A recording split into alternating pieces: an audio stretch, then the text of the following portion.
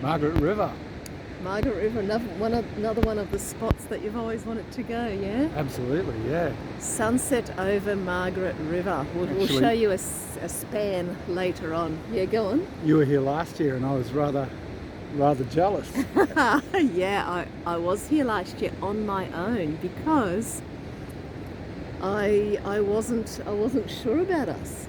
I wasn't sure if you were going to grow up enough for this to work, right? And it's what a perfect spot, because the giant waves over here compared to the quiet spot that we were in yesterday where it was quite flat, right? And it got me thinking, like, it's the one ocean, and yet it's got this parts of turmoil and it's got parts that are very quiet. And when I was here last time, I wasn't in turmoil because I knew that I had a lot of love for you. And at the same time, there were parts of you that I wasn't willing to accept. And also parts of me, in hindsight, that I wasn't accepting. So I wanted to ask you, because we got a lot of messages after yesterday's conversation when we talked about our relationship and the humanness, the reality of relationship. What was it? What made you grow up? Because when I got back a month later, you were a different person. You were, the man that I met. It was like I met a man, and then somehow you fell into this boy who was always trying to please me. Who was always, I don't know, just didn't. What was it? What changed? Groundhog Day. Okay. I didn't want to do Tell me more. Groundhog Day again, and I knew that I had patterns in relationships, but it wasn't until I was really able to look at myself and accept those parts of me that were going to be triggered and going to want to drive my behaviour. And it's like when I was hiding from all those parts of myself, they had the power. That's interesting. And you mentioned the word trigger, and that's so used in when someone's in reaction. I'm triggered into reaction. But there's also, for you, some of those triggers were that the moment I went to pick something up or do something, you'd be triggered into being helpful. That's right. And into very... So triggered into pre-patterned behaviours. Yeah. Of once they may have served us, but we hold on to them, and unless we're conscious, unless we have the awareness, unless we have the power of presence, we can't step away from them. That's it, isn't it?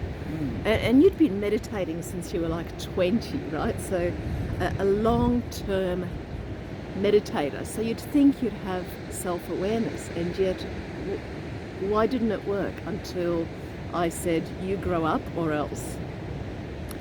Well, I think when we're trying to hide or just rise above our patterns, it doesn't work. Yeah. So it's only when we, it's like spiritual bypass. Yeah. It's only when we can really look, feel, accept, and realize that that's there, that then we can have choice. And that's the courage I spoke about yesterday, right? It's easy to meditate, to lift yourself above and go, oh no, this stuff doesn't bother me. But then the moment something comes up, you're back in the same pattern. That's right. Because you're rising out of it, but you don't have the courage to actually look at it, look at yourself, look at what is it that you're doing. It's like when our wounds are in the shadow, when we don't accept them and we think we have to fix them, and we're really trying to run away from them, it's like, we get turned into a sympathetic nervous system response that just sort of like overrides higher consciousness. That's it, stimulus response as opposed That's to stimulus, pause, respond. Yeah, rather than referencing the past and going automatic, actually having the courage to go, oh, Because it hurts when you really look at yourself, doesn't it? Yeah. It's like, oh shit, I'm doing this again. I have that all the time. So not only in the power of presence course that I'm going to be running, are we going to look at just being present and using our physiology to connect more deeply with ourselves, but we're also going to look at our wounds and into our heart and just accept and be present with that. And how are they driving your actions? And when we become present with that, we can connect more deeply with ourselves.